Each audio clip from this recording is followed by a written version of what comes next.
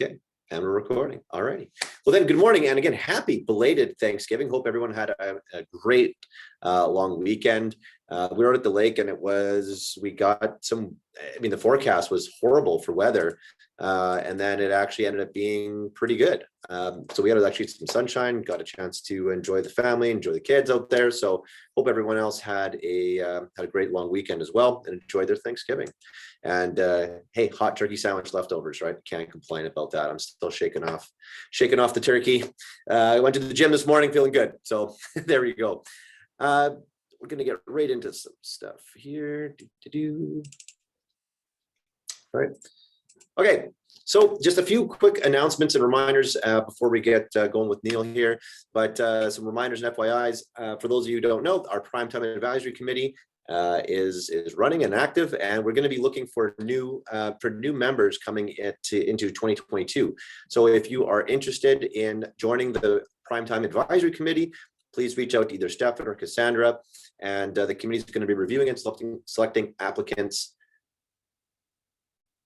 for that in November.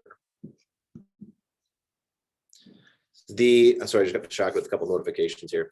So yeah, also if you're not looking to join, but just also so you know, you can always contact any one of those members or Stefan Zettergren, who's our PTAC chair this year. If you have any questions, concerns, things you want brought forward to the group, any of those members are here for you guys, right? To lend an ear, to give you guys a voice at the table. If you have anything of concern, that's what we're here for.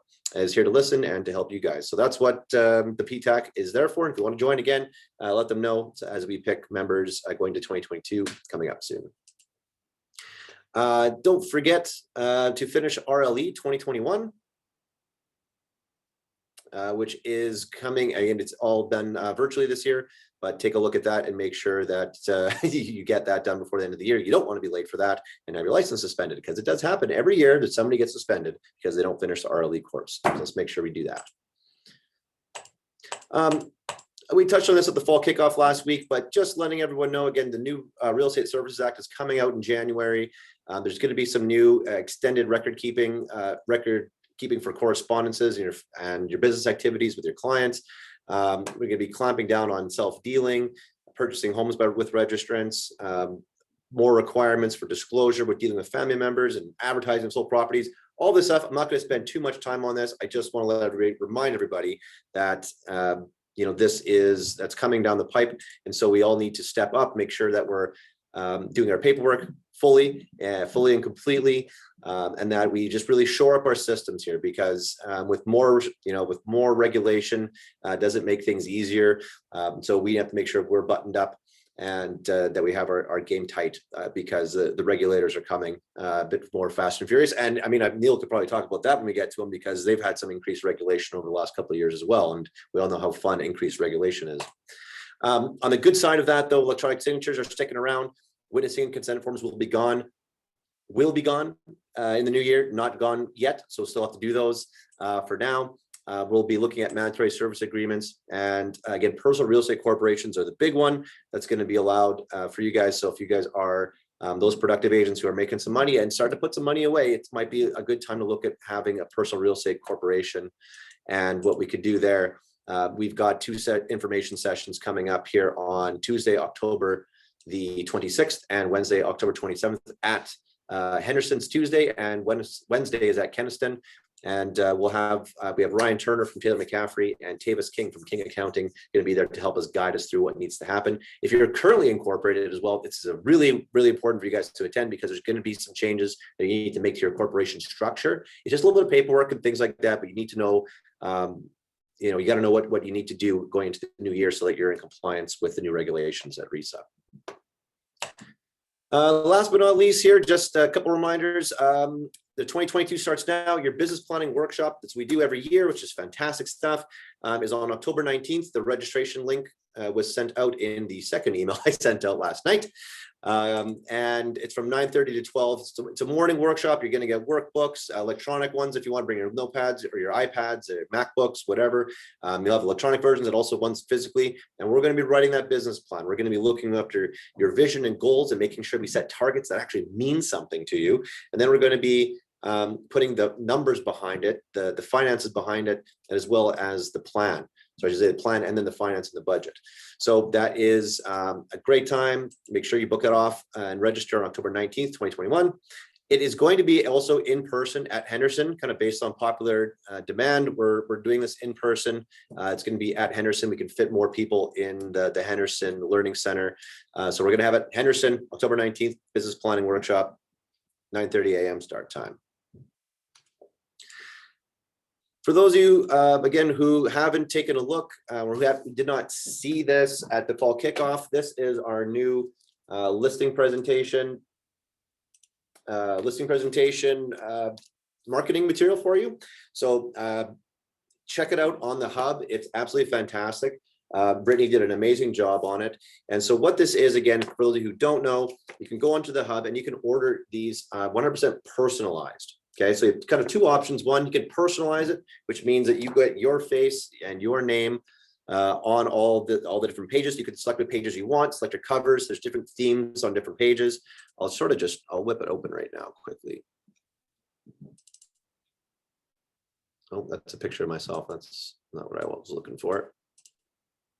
There it is, sorry. You can see this here. So the samples, this is kind of what the cover pages look like. You can choose your different samples or choose your different themes. Obviously, whatever pages you pick, the table of contents will be changing.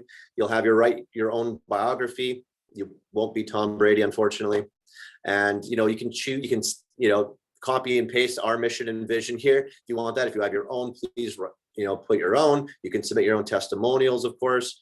And then there's a bunch of quote pages you can change. There's some static pages, right? The Royal Page Shelter Foundation, the Royal Page story, the Royal Page Prime story, some of our statistics. You're not going to change any of those. You're just going to, put those in there. A bit about Prime and our four locations. This is, again, another real good static page, what sets you apart. If you want to change any of these, you can. But this one is, generally speaking, a static page where you're just going to select it. Same with how's the market. A couple different theme options. I don't whip them through this. Then we have a page about discount agents. Sometimes when you pay peanuts, you get monkeys. So we're going to put that on a couple different themes for you. You can take a pick.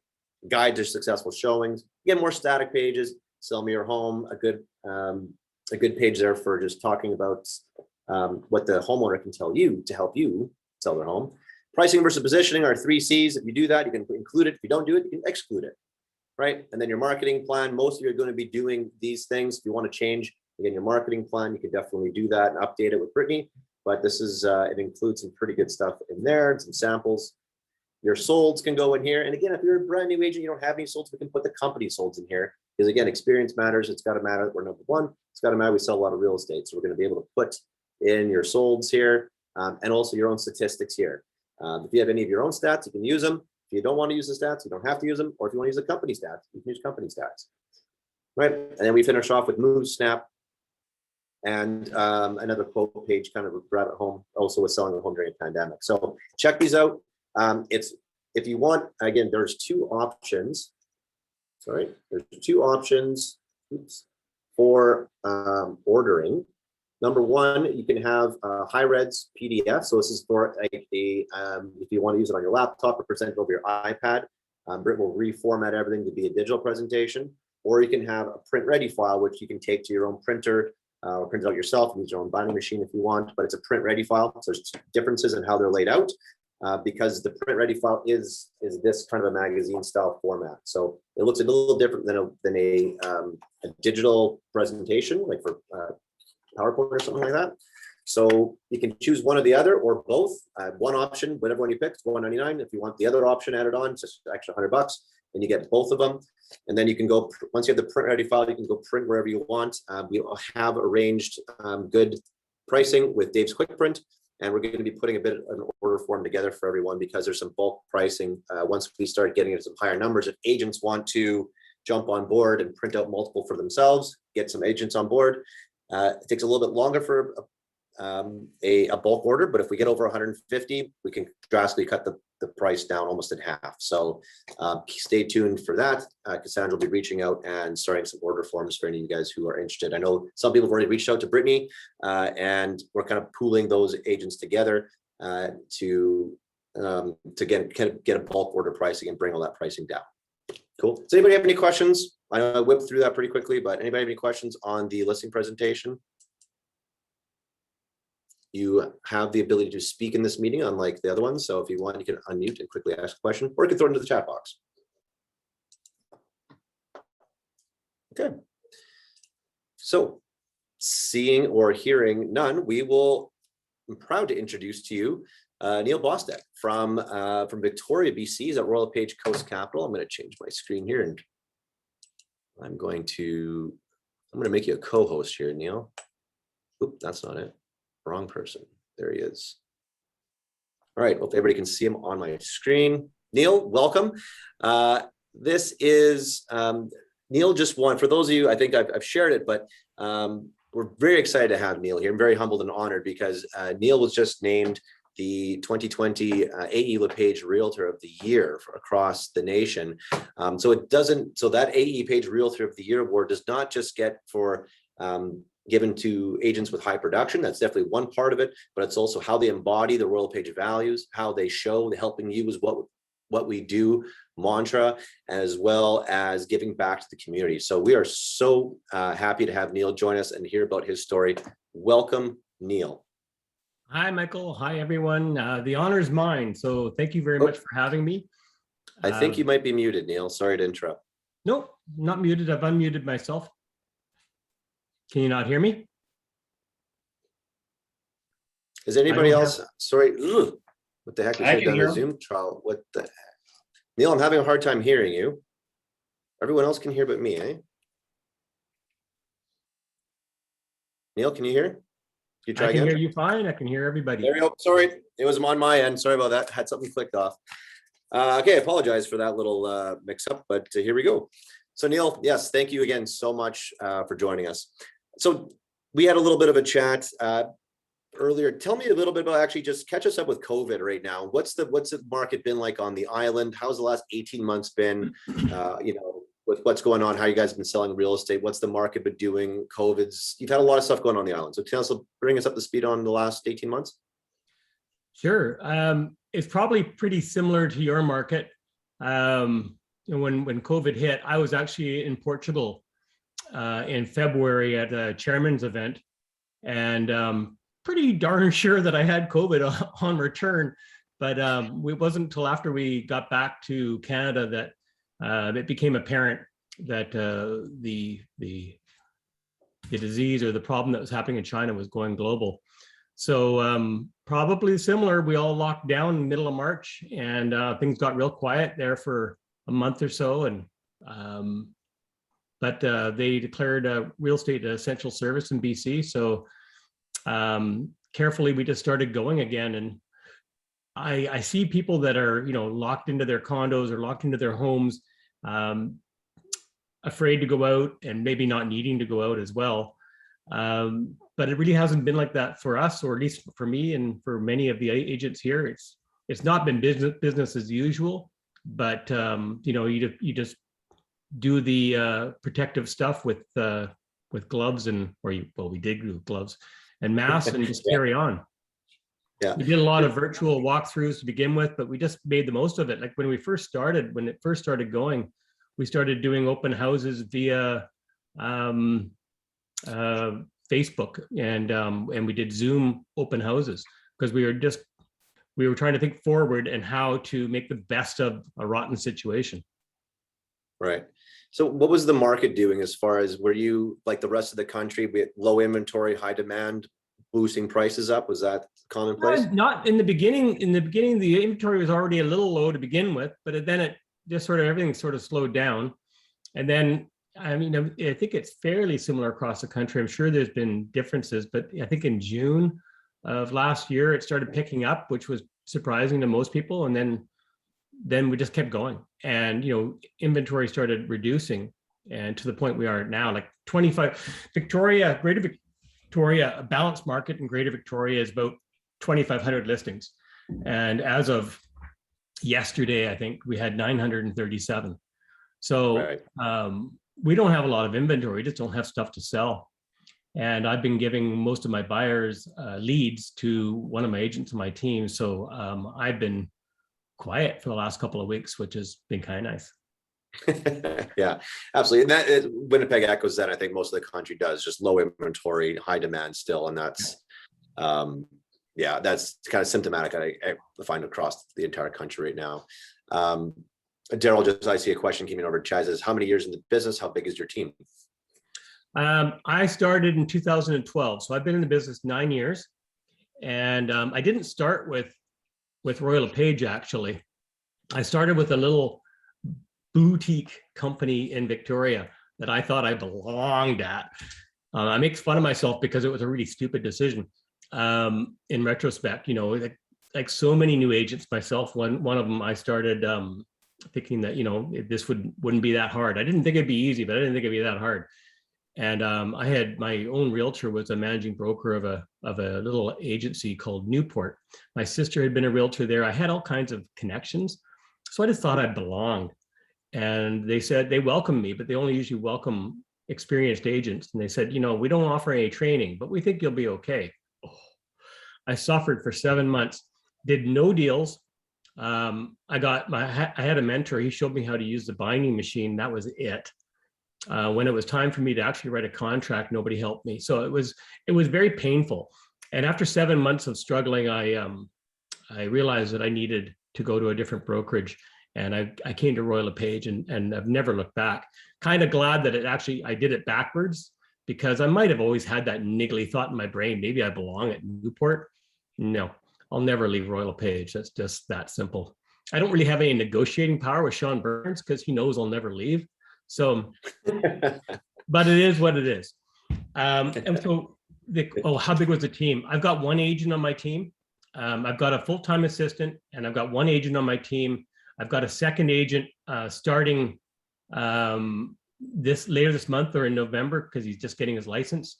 And then I've got another agent that might join. So, but it's been just one agent. His name's Lee Anderson. He's been with me 5 years. So all through COVID, I had one guy that started in 2015 with me, Andrew Whidden. He was great. He was sort of my anchor on my team. And he moved back to Prince Edward Island March, right at the start of COVID. It was nothing to do with COVID. It's just he had a kid and decided to move back to family. So they moved across the country back to Prince Edward Island. And then it was just Lee and I. I've had up to, I think, 4 agents on my team.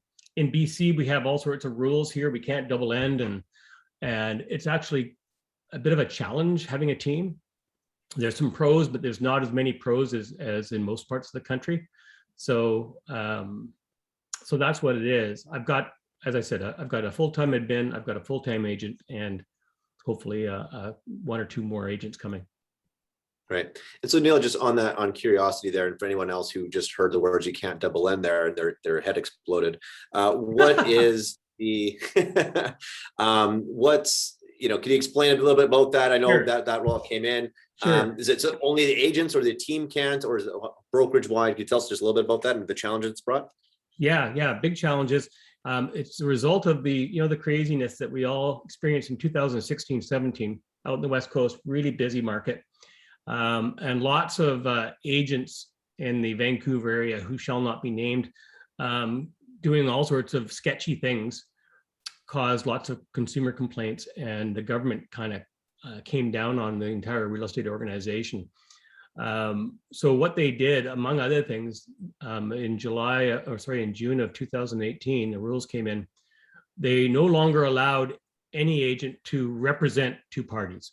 So you cannot represent 2 buyers. You cannot represent a buyer and a seller. You can't double end. You can have a listing, have somebody walk in an open house and say, I want to make an offer. And as long as you don't offer them agency, as long as you say to them, hey, I can write an offer for you, I can explain everything, but I can't offer advice, you'll be treated as a customer. If they say, okay, giddy up. But otherwise, we have to refer it out, or they have to go off and find their own agent, whatever. But we can't double end. Yeah. So in Manitoba, we call it here, the doubling is called limited joint representation.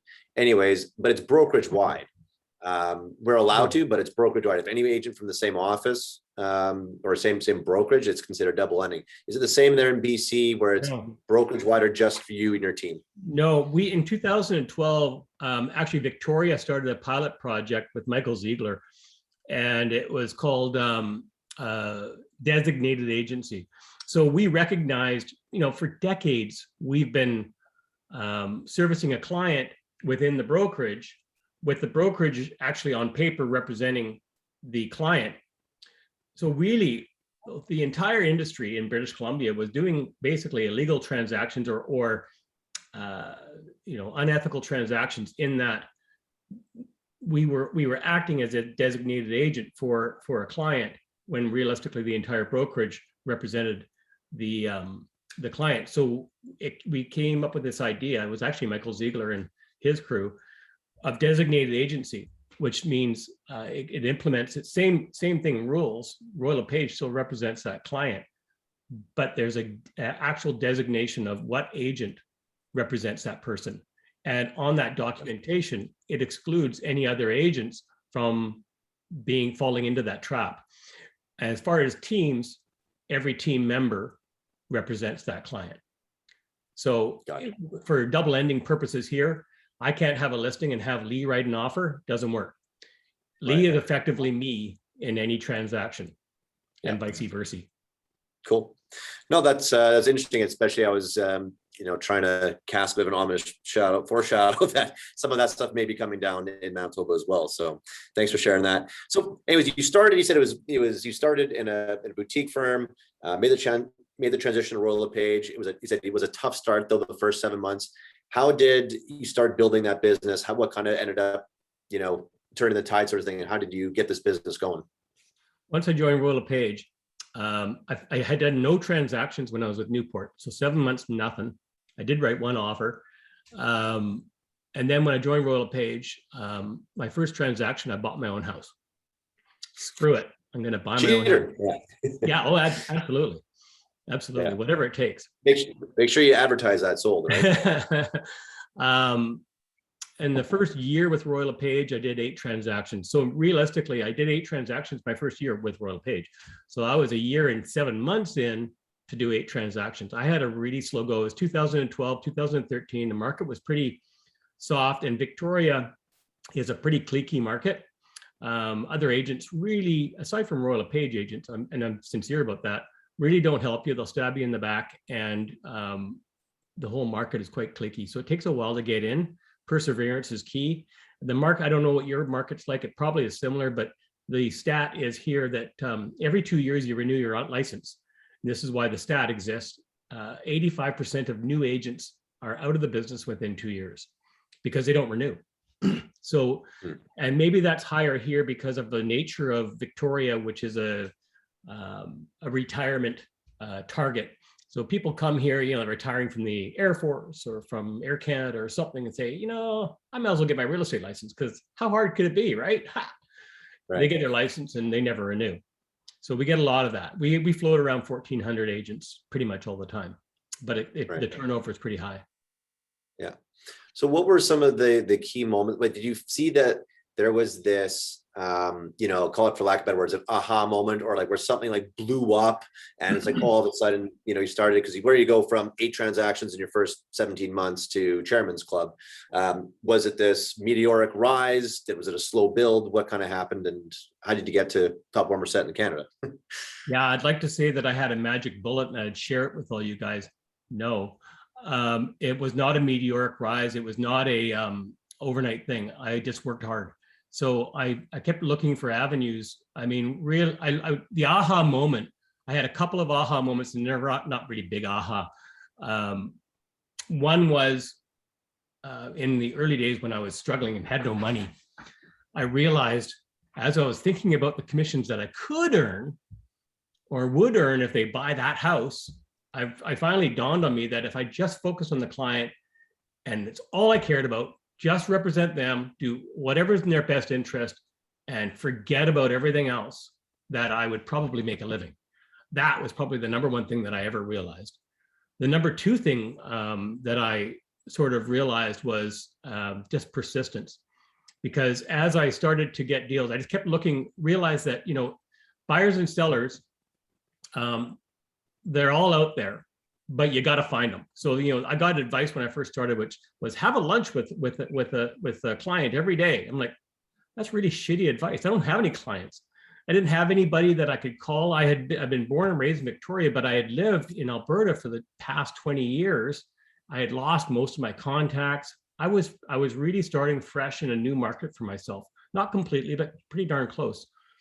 And so what I did once I started getting a transaction or two, I started working my butt off with every opportunity I could. I was doing open houses for people's listings because I didn't have my own. We had a kiosk in a mall here in Victoria. That was actually pretty good. I mean, it didn't deliver a ton of deals, but I got deals from it, and it allowed you to polish your skills. And I was talking to people constantly. So I was picking up shifts. I learned what shifts were good, and I started grabbing them as many as I could. And then I also got some avenues on some online leads, and I wasn't getting very many of them, but I worked like crazy on every single one that I got. So every opportunity I got, I just worked hard. And probably by the end of the first year with Royal LePage, I was working probably 16 hours a day, 7 days a week. And so no magic bullet, just really worked hard, followed up, customer service, very, very fast response. With leads, there's a saying with leads, especially online leads, it's called speed to lead. And the math is, I think it's like you're 8 times greater to gain a client if you can respond within 5 minutes. And that's really tough. And we live by this mantra. We live by it, and we do our best. You don't always meet it. Some stuff comes in overnight, or you're, in a listing meeting and you come out an hour later or 2 hours later, and suddenly you've got a lead sitting there. But whatever you're doing, when you see that lead, it doesn't matter if you're tired. It doesn't matter if you're busy. Take a second, acknowledge it, even if you can't respond well, acknowledge it, and then carry on with your day. And at least that person goes, wow, okay, they responded. Cool, they're going to call me in a couple hours, right on. And they stop searching for an agent at that point because one's responded.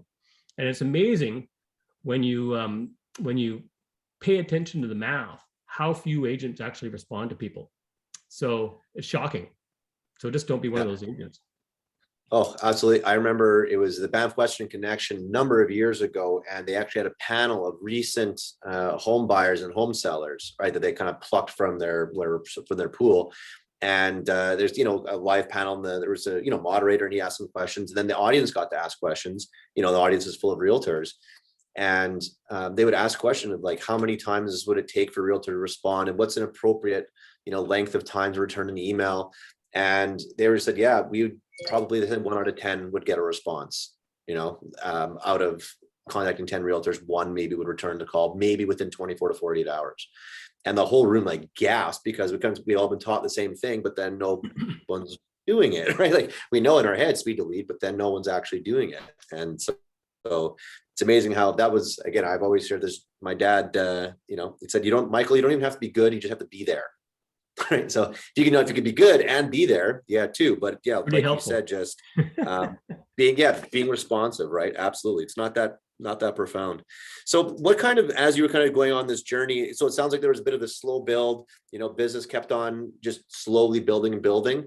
Correct me if I'm wrong in any of that. So what did you tried some different marketing things. What didn't work? What did you try that was like, oh, I'm not gonna do that one again? Pretty much all the marketing I tried didn't work. I tried, they say don't do the shotgun approach, and of course I did. I mean, everyone tries some things, trying to figure out what thing you're going to focus on. So I was aware to not just be throwing money all over the place, but I didn't know what to do. So you try a few things, and really, I didn't find anything really brought business. The thing that brought the most business, as far as marketing, was marketing within Royal LePage. And what I mean is across the country for realtor referrals. I started attending conferences right away. And by the way, I look forward to meeting you all next September in Winnipeg, because I will be there. Forward to it. But I attend every conference, Head Start and National. I haven't missed any since the first one that I attended. When I joined, they had just had the Vancouver conference, and they'd had it, so I missed that. And then I was at the next Head Start, and I've never missed a conference. So the connections you make across the country are amazing. The people you meet and the things you listen to and hear and just absorb are super helpful. You learn so much and you gain those connections. That's really good. I don't have a good story to tell on marketing just because I've never found anything that really pays off. I have a really good website, and I'm just about to launch a new one. I say that I'm waiting for my office to finish it. It's been going since January, but that actually has drawn a lot of leads. So a good website has been helpful, because I think a lot of people online, especially young people, they'll check you out. And if you've got just a place card on the internet, it doesn't really tell a story. So I think it's an opportunity to tell a story when you're not necessarily talking to somebody, but somebody's looking at you. And I'm just trying to think if I've done any advertising that's been especially helpful.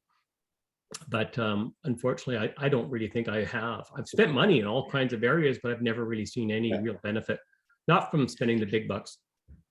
Right. So now when you say, so to doing the volume that you're doing now, where's your business coming from? If the advertising and marketing isn't a huge source, now is it, I'm assuming, repeat referral kind of business, and what you build now? We do online leads. I know that it's a little different for you guys there. I've been doing online leads since 2013 or 14, and it was a real slow start, like not a lot of leads. And so I did 8 ends the first year, I did 20 ends the second year, 40 ends the third year. And that's when I decided I'd hire an admin. And that's when I also picked up a buyer agent. I picked them both up at the same time, about this time of year in 2015. And that was very fortunate because 2016 blew up. So every year, I haven't doubled my business every year. I've doubled my business first 2 years. I think the next year I did 60, the next year I did 80, that sort of thing. But sorry, I've lost track of what your question was, Michael. So did I, but no, it was a oh geez, I was just looking through my notes here. I lost the question.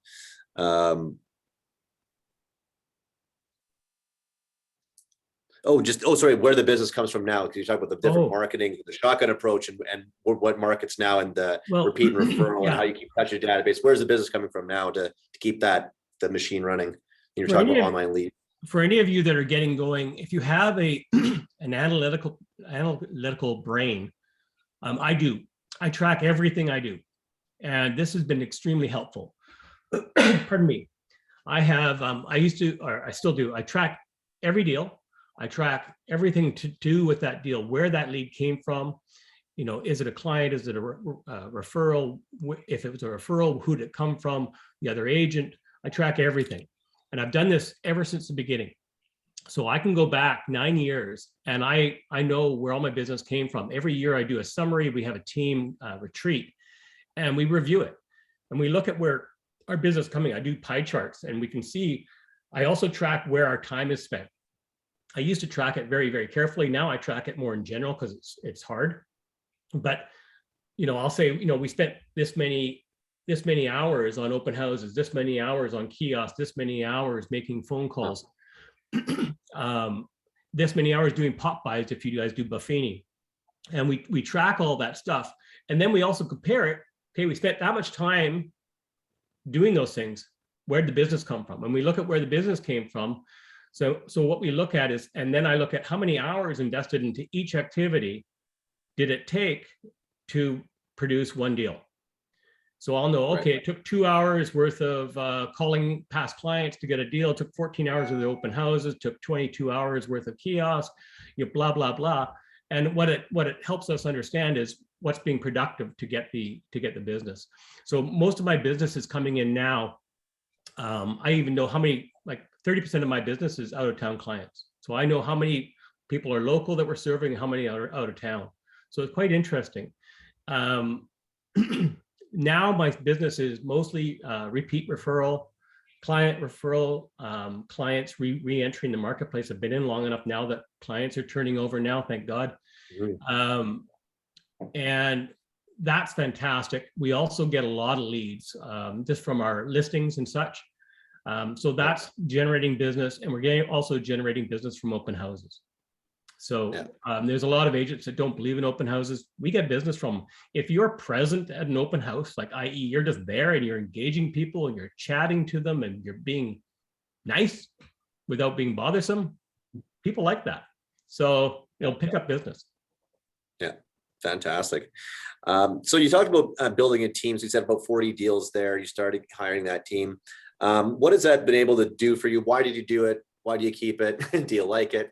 Tell me a bit about the team journey that you've had to learn there as a team leader now. Yeah. Okay. There's two things. One is factual or one is practical and one is ego. When in 2015, when I decided to hire an admin, it was because I was just so busy. I was 40 deals. I felt like I was, my wife was ignored. She still is today. Well, she's in London right now, you said. I'm working on it. I'm working out with Sean. But one was practical, so I just needed help.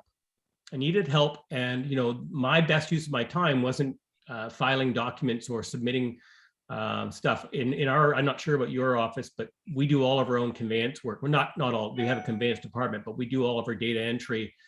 We do all of our listing entry, all that kind of stuff, and so it takes time. And I realized that I could do more business if I had somebody helping me with that. Plus, I didn't really care for the social media side of things.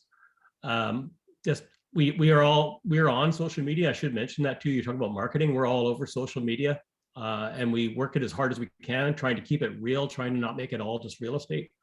So we work that, but I don't do it because I'm just my brain is not there. So we're doing all that, and then part of the reason was I wanted to grow because I wanted the Royal LePage status. We had a top 25 monthly. I wanted to be on that top 25. At the time, we had this agent, Cheryl Bateser in Victoria, who was number one. She'd been number one. Her advertising was number one for 22 years. Like, I got to get her. Anyway, but I wanted to be on the top 25, and I wanted, what were the awards back then? Top producers, or not top producers. There was platinum. Top 10, top 10. Yeah, there was all those. I wanted to start ranking on that, and Chairman's really wasn't in my sights at that time. But when I started to get bigger, then Chairman's became my target, and I thought that that would help my referral business, and it did. It was unbelievable. So as you gain strength as an agent and climb that awards ladder, and forgive me for any of you that think that's just hogwash, it really improves your referrals, because other agents look upon other agents that are successful and they want to send their clients to them, hoping that they're going to be well cared for. Yeah, absolutely. Awesome. There's a couple of questions that came in here over the chat. It says, any suggestions on what to do to generate business on your quiet days per week? So kind of when you're slow, I guess I'd imagine, how do you beat the drum and turn up that business? This is a good one. And let's talk about not just clients, let's talk about sphere of influence, because I think a lot of us are guilty of not telling our sphere of influence that we're realtors. We'd like your business. Like, how many of us, myself included, have had a friend or family use another agent only to go, what the hell? And then go, oh yeah, I forgot you were a realtor. And honest to God, that's happened. I'm sure it's happened to almost all of us. My one agent, Lee, who's on my team, he was for whatever reason, he was afraid to talk to his sphere of influence. He felt embarrassed or something to go and ask for the business. Get over yourself. Tell your friends and family and your past clients, everybody, hey, reach out to him, figure out a nice way to touch base, take them out for coffee if you've got that kind of time. And remind them, I am a realtor. I would love to have your referrals, and I'll take very good care of any of your friends or family that come my way. You could offer them a carrot if you want to. I have times when I offer $500 to any of my sphere of influence or past clients that refer somebody to me. I'll give them a check for $500. Who cares? But really, So I have to interrupt you there just for for any of those watching.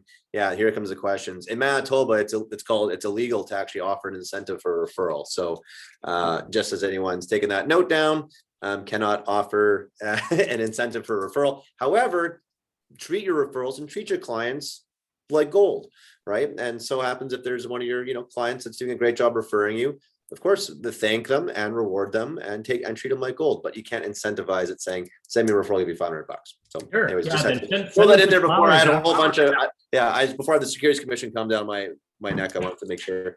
Okay, well, send them flowers or something afterwards then, and as a thank you, and they won't forget that.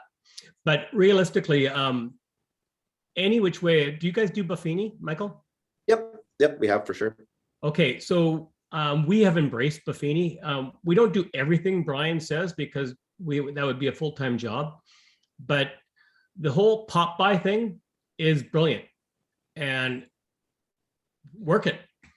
Create novel little ideas and take them out. It doesn't have to be past clients. It can be your sphere of influence if you're just starting out.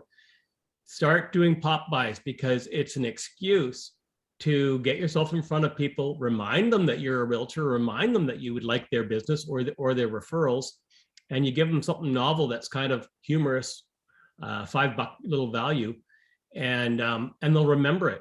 And you keep that in mind. Try and think of ideas that will be more likely for them to remember or keep instead of throwing out. And it helps your business. Like you'll see the results within the first year of doing pop buys. You'll probably see the results within the first 2 months of doing pop buys. They're really good. So I don't know if I should have said that before with marketing, but it's not. I don't really think of that as marketing so much. I think that's our work. Right. Exactly. So do you still now, with the level you're at, are you still doing pop buys? And how many would you say you do in a year? Well, we've gone through a lot of how many times you go and pop by?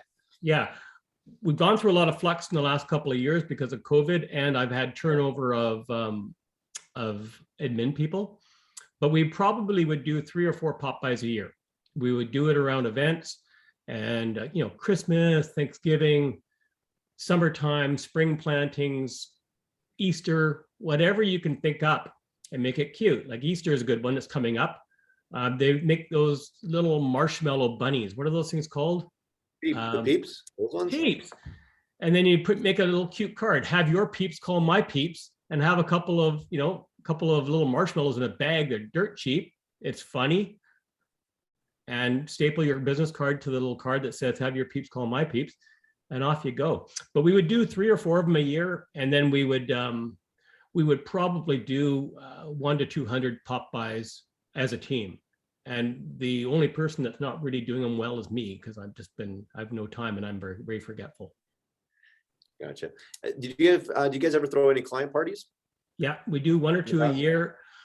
We do a Christmas one, and we've been wanting to do a summer barbecue one, but we haven't had one in a couple of years.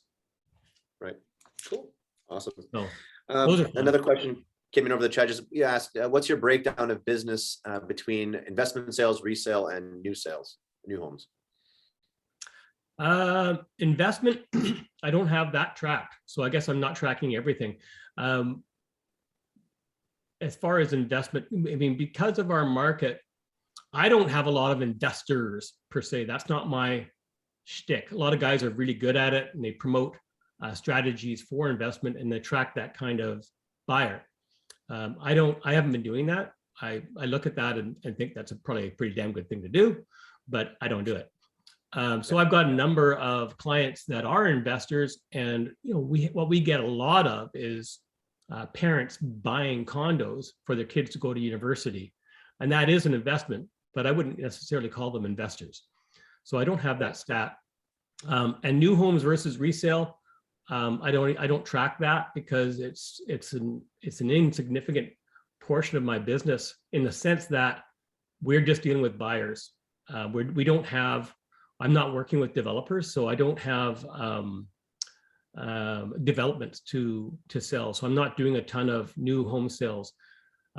Like Mike Hartshorn, who's in Victoria, that's what he does. His father owns Verity, which does almost all the construction that's happening in the West Shore in Victoria. So his team, the South Island team, they're all just doing production of new construction. And that's what they're Right. doing. We are Not a selling bad people thought. whatever they can get into. So sometimes it's new construction, sometimes it's resale. I would say most of our business is resale, because the new construction is more of a waiting game.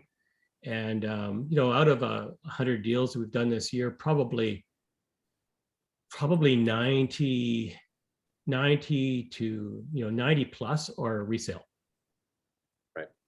Gotcha. Can you tell me a little bit about, you've also been, you've been spending a lot of time and a lot of effort as well, just giving back to the community. And it's part of the, big reason about, how you helped or how you won the Realtor of the Year award.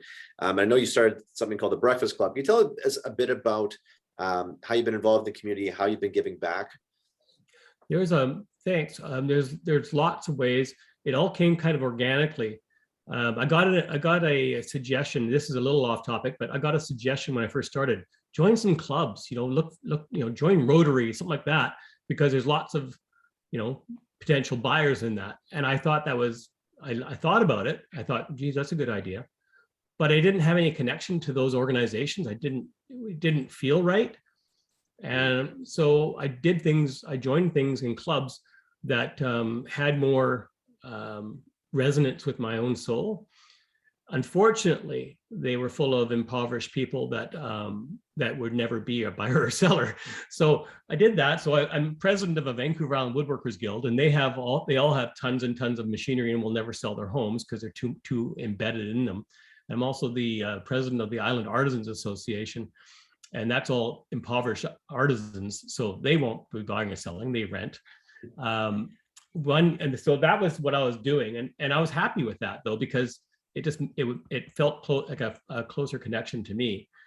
And then one fall, Royal LePage, actually, our office paid for $500 to buy a breakfast at a homeless shelter called Our Place. And it's a very well-run shelter in Victoria. And the idea is that the 8 or 10 people can go and help dish up and do table service in the shelter, giving people a hot breakfast. So they were looking for volunteers. I volunteered, and it really emotionally touched me, that experience. I was really thrilled with it. I thought it was just a wonderful thing to do. Here we are, realtors, buying and selling expensive properties, and all these people that are homeless and on the street, or in some sort of shelters, but they're really just hurting. What a nice way to give back. So I was really thrilled by that. So I took it upon myself after that. I contacted them and said, hey, how about if I organize a bunch of realtors together and we do one every month? And of course, they were all over that. So at first I started with Royal LePage realtors only, and I couldn't keep enough realtors involved. They kept dropping off and saying, thanks very much, and wouldn't renew. So then I opened it up to anyone in Victoria, realtors, and we've been running ever since. It hasn't been running since the beginning of COVID, but yeah, it's $500 a month, and there's about a dozen of us at any given time, a dozen to 15, and we just man we do the event on a Friday after the week before welfare checks come out, because that's usually when the homeless people are hurting the worst. Is just by the end of the month, but waiting for the welfare checks is when they're really out of cash. And they really use the shelters for food. Yeah. So we did that. Awesome. And then with another 3 agents, we started, you ever heard of an organization called 100 Women Who Care? It's a cool, really cool. No, I haven't heard of it. I bet you some of your agents probably have. It's a very cool North American thing that some, I don't know where it actually began. I can't remember. Chicago, maybe. A bunch of basically aristocratic ladies got together. They like to socialize, and they thought it would be fun to give back. So they made it more of an event. They all got together and decided that they'd give $100 to a charity. They'd get together quarterly, and they'd start an organization. They tried to get 100 women together, and they did. And then it spread like wildfire across North America with all these different cities doing it. And the idea is all these women would get together. They'd throw $100 into a pot. They'd all nominate the charity of their choice. They'd all be drawn from a hat. 3 would be drawn the 3 people that were drawn would get up and pitch their charity, and everyone would vote. And whoever got the most votes, the pot of money went to that charity in that quarter. And then they'd have cocktails and, you know, have fun, and off they go. What a wonderful event. So that was running as well in Victoria. 100 Women Who Care was running in Victoria, and myself and 3 other women agents decided to start our own called 100 Agents Who Care. And we started that in Victoria. And we were running with that for a few years. And that became, it was, if you ever had that feeling like chasing another agent for feedback, it's like chasing cats, herding cats. It was hard. It was hard to get. Yeah. It was hard to get people to these events. I mean, they cared, but it was hard to get people to the events. So it eventually fizzled. But especially with COVID, it sort of wiped us out. But I just been giving back wherever I can. I don't really understand, you know, 100% why. I just do it. It makes me feel good. Yeah. Oh, that's great stuff. So I know we're, if anybody has any questions, we're nearing the end here. So if anyone has questions, throw it into the chat there and I'll read them out, or you can hit the mic button and you can ask them. But I have a few more here. So now that you've kind of, you're at this place in your career, you've gone 9 years now, approaching 10. You're in the Chairman's Club, you've got the team built, giving back to the community. What's next for Neil? What keeps you motivated? What's next on the horizon? What do you got planned for the next foreseeable future? More of the same. I don't really have any changes to my plan. I love what I do. I get up every day. My brother was, he's retired now, but he was an optometrist, and he became an optometrist, you know, back right out of university. He loved what he did every day. He did not go to work because it was, for him, it was the best thing he could do with his life. He went to work early, he worked late, and all his life, he just loved what he did. And all my life, I was jealous because I wasn't a realtor at that time, and I was doing things, I was successful with what I was doing, but I wasn't inspired. I didn't wake up every day going, woohoo, can't wait to do that job again today. But I do with real estate. I think I was born to do this. I really, really like helping people do this. I love getting deals. I'm really motivated by the deal. And it's easy for me to continue. So I have no changes to my plans. I hope to stay in Chairman's Club. It's really very, very difficult to get there. It's really difficult to stay in it. And it's quite humbling. But yeah, I'm just going to carry on. I don't have any aspirations to grow my team huge, to dismantle it, nothing like that. I'm 56 years old, and I'd like to carry on. I'll probably be doing this probably for at least another 10 years, but we'll see. That's cool. And then, so that's looking forward. So looking back, what advice, if you could talk to, I'm trying to do the math on that, 46-year-old Neil then, and say, hey, what advice would you give yourself, 10 years ago, if you could talk to yourself? I wish I had started real estate earlier, but I was lucky. I had a couple of careers prior to real estate, but they actually made real estate much easier for me. I managed a food manufacturing company for Western Canada for better part of 15, 20 years. I was in the food industry, but all that sales training, people management, spreadsheets out my yin yang of financials and understanding all that kind of stuff, the business side of things really gave me good grounding for real estate. And then in between that career and real estate, long story, which I will not bore you with, I got into becoming, I was a renovator, and then I turned into a custom home builder for a few years. And that was fantastic too, because that honed my knowledge and understanding of homes. I was really fortunate. That gave me a really good grounding. The only advice I would give myself, probably going back to the beginning, was get out and work harder in the very get off the get-go. I mean, I did, but I didn't have any guidance. I would say to all you folks that are kind enough to be listening to this today, you are at the right brokerage. There is nothing better in Canada. It's just not. you are in the right place.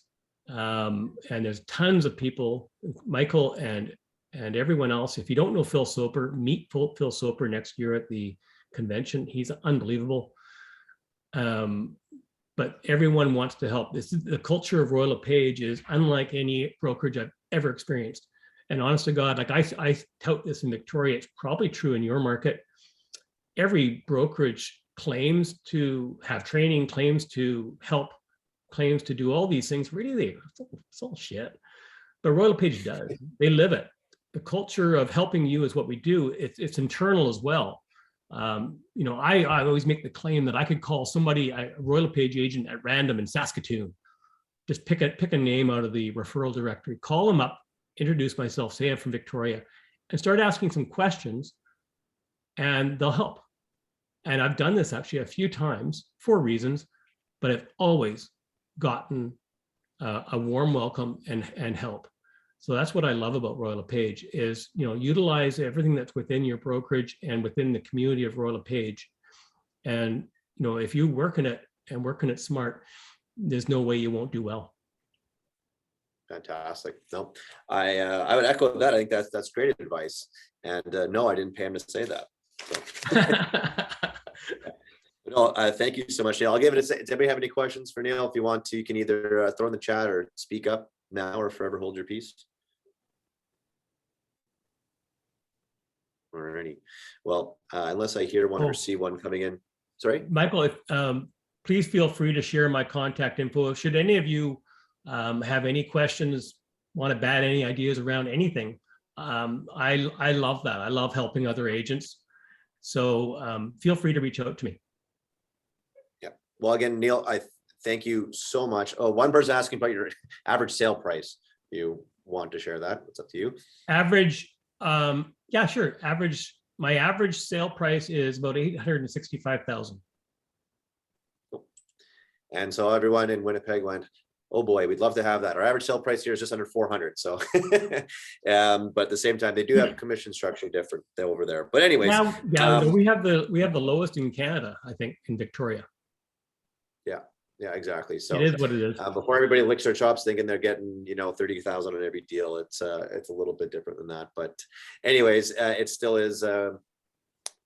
Now, okay, now we open the can of worms. People are asking, what's the commission? What kind of commission rates are you guys used to out there? I think you guys are on the split, right?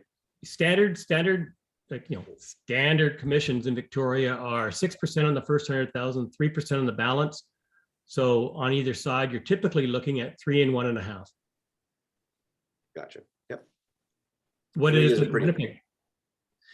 Well, here you don't see a lot of that, the tiered commission. It's very commonly just a flat rate of, you know, say it's standard, being a common one be 4%, and then we're seeing some, you know, the downward pressure on commissions. You know, we're seeing a few numbers come in lower than that, which no one likes, but it's kind of the state of the market, right? When you can duct tape a sign of the side of the house and get 12 offers, there's pressure on commission. But 4 is, you know, 4 is it's okay. But when I started, it was 7. It was actually, well, 6s, and you were, you know, if you could get 7, you were a star, and then it became 5, and if you could get 6, you were a star, and now it's like 4, and if you can get 5, you're a rock star. And so hopefully it's, you know, hey, how much lower can you go before you get to 0, for crying out loud? So my average percentage is about 1.67, I think. Gotcha. That's my average take on everything we do. Right. There you go. So that's awesome. I just wanted to check if there's any other questions coming in. But other than that, Neil, I want to thank you again so much. Congratulations again on becoming the AE LePage Realtor of the Year. Well earned, well deserved. Be proud of that. I know you're a humble guy, but you know, give yourself an extra pat on the back. It's just I think it's an amazing accomplishment, and it's no small feat. So congratulations again, and thank you again for tuning in here and giving us an hour of your time. Really do appreciate it. You're welcome, and nice chatting to everybody. Please say hello to me when in Winnipeg next year. I'll do my best to say hello to you all as well. And thank you for having me. You betcha. Thanks again, Neil. Take care. Bye-bye.